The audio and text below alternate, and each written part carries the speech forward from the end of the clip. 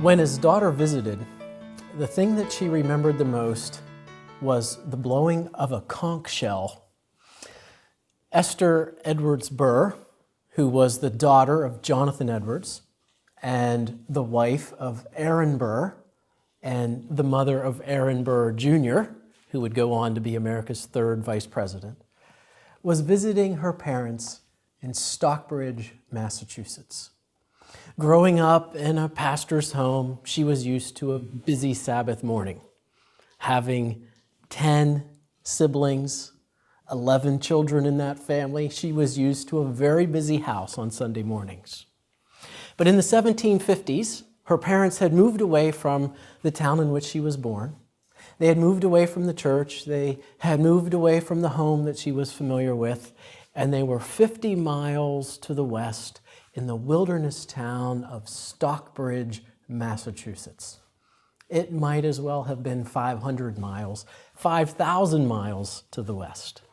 This was the howling wilderness, an outpost there in the Berkshire Mountains as the Housatonic River snaked through and carved out a plain.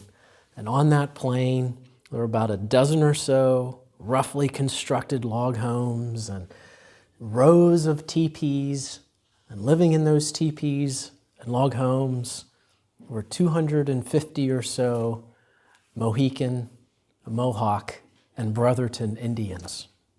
And there on the plain was a house, her parents' new home, and a church. And on the steps of that church, Jonathan Edwards' interpreter, and also his assistant at the church, would stand and would have a conch shell and would blow in that conch shell to let everybody know that it was time to show up for church. And that's what Esther Edwards Burr remembers about visiting Stockbridge, Massachusetts. This was a fascinating life, the life of Jonathan Edwards. He spent most of it in the Connecticut River Valley, in Connecticut where he was born, and in Massachusetts, in Northampton, where he spent the majority of his adult life, his ministry years, there at the Congregational Church at Northampton. But in the last years of his life, in the 50s, the 1750s, that is, he was in Stockbridge, Massachusetts, as a missionary to the Mohicans. And yes, these are in fact the last of the Mohican of a fame of James Fenimore Cooper. He also ended his life as president of Princeton University. But let's go back to the beginning. In fact, we can divide his life up here and we'll look at his life in these segments. But we have his early years. Edwards was born on October 5th, 1703. And just as an aside, that's also the year, the day rather, that not the year, but the day that my wife was born. And it wasn't the only criteria I was using when I was looking for my wife, but it was one of them. So she shares the birthday with Jonathan Edwards, but 1703 to 1716, those are the early years of Edwards, and we'll see what he learned there growing up in East Windsor, Connecticut. And then as he's 12, going on to 13, he's ready for college. So he goes off to college in 1716 to Yale. And we see him there at Yale getting his bachelor's degree, his master's degree, and staying on as a tutor or as an instructor. Then he gets the call to Northampton. And we'll look at his ministry at Northampton from 1727 to 1747. And in there, of course, we have this fascinating event of the Great Awakening, 1740 to 42. We're going to take a break at that point, sort of pull back from Edwards, this run through his chronological life, and we're going to look at one of Edwards' major themes. In fact, the major theme of Edwards' work in his writings. Then we'll pop back into the story and see the final years at Northampton, which were years that were just embroiled in conflict from 1747 to 1750. And then we'll see those final Stockbridge years as Edwards, who was a scholar, a professor, a pastor adds missionary to his titles, and then the last few months of his life, he adds the title president. So that's the life of President Edwards. Edwards was born into the home of Timothy and Esther Stoddard Edwards. Timothy was a Harvard grad, and after he graduated from Harvard, he took this church in East Windsor, Connecticut. To sort of put this in your mind, you had essentially two settlements in Puritan New England. You had the settlement along the coast, and of course that makes sense with Boston and New Haven, and these are sort of the settlements all the way down to New York City. And then you had the settlement along the Connecticut River. The Connecticut River Valley, as it drops straight down through Massachusetts and Connecticut and then veers off to the Atlantic Ocean, carved out for itself a nice plain on either side, and it was great for farming, facilitated travel, obviously, the river, so it was a nice place for settlement. And there on the Connecticut part of the Connecticut River Valley is the town of East Windsor, and that's where Edwards was born. Edwards had 10 siblings. It was a family of 11. They all were sisters. That fact alone should preserve him a place in history, don't you think? Could you imagine growing up with 10 sisters? Edwards was just a little outnumbered. And I think he was number 6 maybe in the order. So poor Ed, could you imagine? He never could get any time at the river. I don't know. Okay. His father pastored the church at East Windsor for 56 years. It was very typical in those days that when a person took a church, they had that church for life. People were born, lived, and died, and never heard another sermon from somebody else. One pastor all their life. Timothy's home was both typical of a minister's home and atypical. Partly it was atypical because of the other half of the Timothy and Esther Stoddard Edwards pair, the Esther Stoddard Edwards part. Esther, her maiden name is Stoddard, and that's what we do with these colonial women. We make their maiden name their middle name so we can keep all the Esthers and the Sarahs straight and see where they come in. Esther was the daughter of Solomon Stoddard, who was the pastor at Northampton Church, and this is going to factor significantly into Jonathan's life come 1727. And Solomon Stoddard made sure that all of his daughters were educated in a time when it was not necessarily the case that daughters would be educated. They were sent off to Boston for finishing school. Well, at home they were tutored in Latin and Greek and Hebrew, and they were also sent off to finishing school. So in the household of Timothy Edwards, visitors would say Timothy was the preacher, captivating, powerful preacher, but Esther Stoddard Edwards, she was really the brains behind the two. And all of Edwards' sisters were educated, and every one of them, all 10 of them, were sent off to finishing school at Harvard. We have an interesting insight into this home that Edwards grew up in. The first letter that we have, extant of Jonathan Edwards, is a letter that he wrote to his sister, Lucy, and he writes about a revival that had just taken place in his father's church at East Windsor. And he talks about the work of God moving people to come to accept Christ. Isn't that interesting? That Edwards, who's going to come to be associated with the Great Awakening and this most remarkable revival in the history of America, in his very first letter, he's talking about revivals. So what we can see here is that Edwards learned a lot of positive things from this home of Timothy and Esther Edwards. But he also saw, how shall we put it, the other side of pastoral ministry. In 1705, when Edwards was just 2, we have a letter from Timothy to his deacons thanking them for his salary for the year 1705, but reminding them that he was still owed money for 1704 and 1703. So we do have these challenges, don't we? Timothy, maybe because he wasn't getting paid by his church, had to supplement his income, and so he served as a chaplain for the British forces.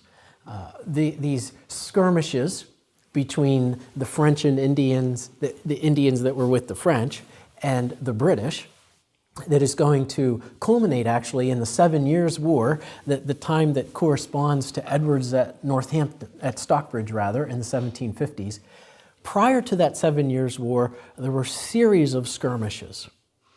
And these skirmishes often involved troops traveling a great distance and being involved in battles for some length of time in military campaigns. And so they would take a minister along as chaplain for the forces. Timothy would find himself traveling through the Adirondacks of New York, and on more than one occasion he even found himself up on the borders of Canada. And so he would write a letter home. And in his letters home, he would remind his daughters to keep young Jonathan up with his Latin studies. Right. So here were these daughters of Timothy Edwards, educated themselves and teaching young Jonathan Latin. This poor guy, 10 sisters, and they are his tutors. He could just never escape this. In fact, it's an interesting piece. One of the sisters of Edwards, Hannah, wrote a piece on the soul. And it was sort of a mocking piece of a philosopher who had argued that there is no such thing as a soul, that we are just physical beings, and that the soul is really part of our physicality and our physical makeup. It was a philosophical materialist. And so she wrote a very concise but very sharp-witted essay that sort of took the legs right out from under that view. And for years, everybody thought it was Jonathan. They just assumed that Jonathan wrote it. And lo and behold, Hannah Edwards wrote the letter. So this was the home he grew up in.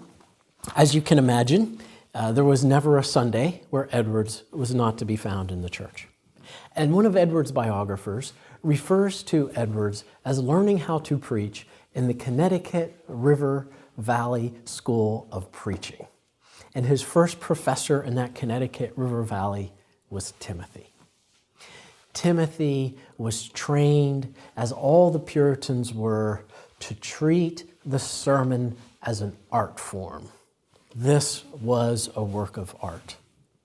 Sermons were designed to persuade, to move their audience, to take them from point A to point B. Not by means of gimmicks and tricks and theatrics, but by the power of the words, by the power of the argument, and by the power of simply standing back and letting the Word of God go forth.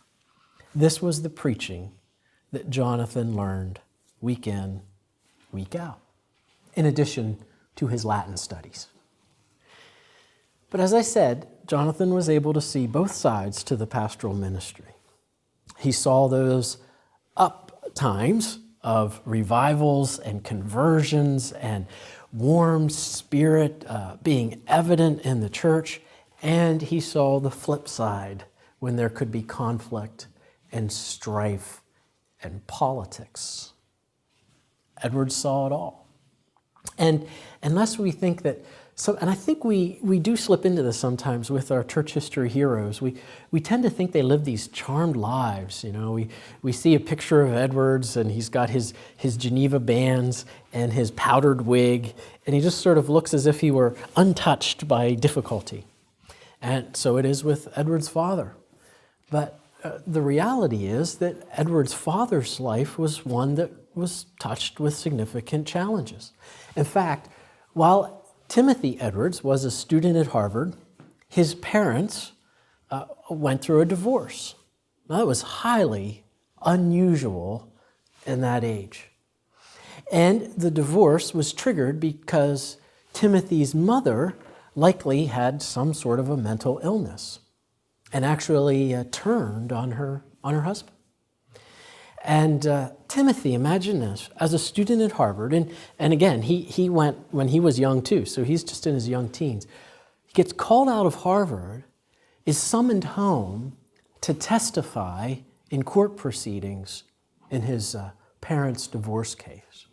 So this is some of the background of Timothy Edwards. We do need to remember that these lives we so honor and see as having such significance weren't always just charmed existences that sort of hovered 6 inches above the ground and not touched by the issues and the challenges that haunt us from time to time. And in this home, I think above all, Edwards began to understand that the life that matters is the life that is lived for a singular purpose. In fact, we're going to see this very early on in Edwards' life, who was very much one who thought always in pen and ink. We're going to see him writing some resolutions to try to govern his life. We use this expression today of being intentional about our lives. You know, you can have any kind of growth in your life. You can have growth in your garden. We live up in Lancaster. The soil in Lancaster can grow just about anything. You know, that's why farms do so well. My garden, however, is challenged. And you know what I found grows really well in my garden? Weeds grow really well in my garden. And you can have remarkable growth by doing absolutely nothing in your garden. But it's not necessarily the growth you want. It's not intentional growth. To have intentional growth, it takes some pruning, it takes some care, it takes some nourishing, it takes some cultivation, it takes some planning, and it takes some work. And you begin to see this in Edwards. You begin to see some of these characteristics develop early on in Edwards. Well, as we come out of the early years of Edwards and we come to 1716, we recognize that Edwards is now ready for college as a 12-year-old going on 13. And it would be logical for Timothy to simply send him off to Harvard, his alma mater. But by the 1710s, Harvard had already slipped into what the New England Puritans like to call latitudinarianism. Now, that's a very long word, a lot of syllables, latitudinarianism, and all it simply means is there was latitude on adherence to the Westminster Confession of Faith, which was the doctrine that undergirded Harvard. There was an allowance of latitude among the students and among the faculty at Harvard on the adherence to the Westminster Confession. And because of that latitudinarianism, Timothy was suspicious of Harvard. And also, not too far down the river was a new college. It had just started in 1701, not as old as Harvard, and it was the College of Connecticut. It was founded by a group of ministers. Elihu Yale was one of them. Another was John Pierpont. He's going to factor very quickly into Jonathan's life too. And they formed, for the colony of Connecticut, a college that would study the arts and sciences and, in obedience to God, would prepare students for both public and church work. That was the Yale Charter. It was established in 1701. And so when Edwards was ready to go to college, off he goes to Yale. We'll talk more about his life at Yale, but I want to talk to you about one letter that we have in particular from Edwards that he sends to his parents. The letter talks about, and I kid you not, a food fight that had broken out at Yale. Apparently the students were unhappy with the food. They had made numerous complaints, and when they felt like their complaints weren't getting answered at one particular meal, they decided they had enough, and they just started throwing it around. Edwards quickly excused himself and therefore did not take part in this act of rebellion. So that's kind of interesting. The other thing that's interesting about this letter is Edwards says, I need this book, and it costs such and such. And I need, absolutely essential that I have this book, and it costs such and such. And then he says, and I must have a mathematician's compass. It is essential for my work. And it costs so many pounds and so many shillings. So there you have it, a letter that basically says, Dear Dad and Mom, send money. I'm at college, send money.